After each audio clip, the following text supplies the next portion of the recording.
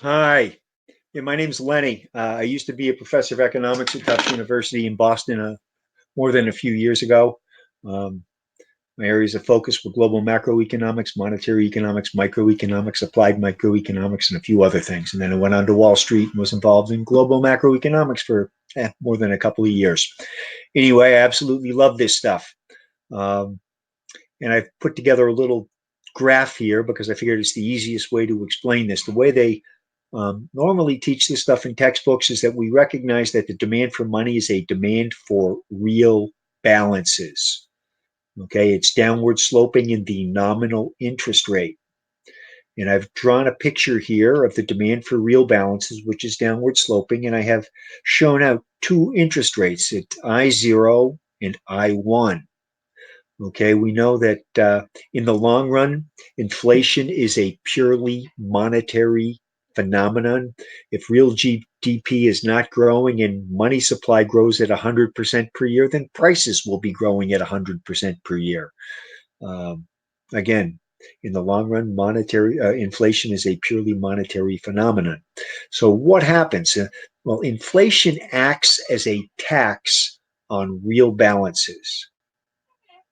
That is, we can think of it a lot of different ways. It's like people have to work harder and devote more of their time. They're getting if you have inflation that's changing in like a hyperinflating economy, the price of a loaf of bread is going to be different at 8 o'clock in the morning than at 9 o'clock in the morning or at 10 o'clock in the morning. So people, as soon as they get paid, are going to immediately get out of money and into goods that hold their value. Right. So holding idle balances, you get taxed very, very quickly. So in high rates of inflation, people don't want to hold much in terms of money. So um, what happens? All right. Now, if you remember your introductory and even intermediate microeconomics, we talk about the impact on consumer surplus when prices change. Well, we see here when the interest rate goes from I0 to I1, consumer surplus changes by area A. All right, that is the basically the inflation tax paid by members of the economy. Area A is actually how much the government gets in revenue from inflating the economy. Right? Area B is the dead weight loss to the economy, which is basically how much lost effort there was, with people running out as soon as they get paid to buy those loaves of bread. I suggest if you ever get a chance to look at some histories of hyperinflations.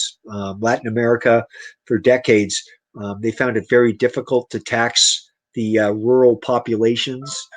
So they found it easier to simply inflate. They wound up running into hyperinflation. And probably the most common example used in textbooks of hyperinflation was after World War One, when Germany was forced to repay, make these huge war reparations from the Treaty of Versailles.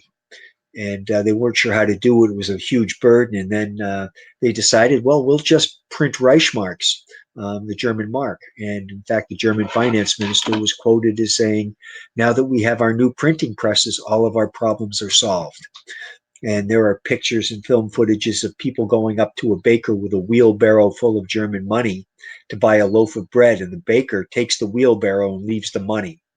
Um, and it turns out that in the 80s and 90s, when a lot of South American countries were having huge hyperinflations, um, they were printing their currency with presses that they had bought from Germany.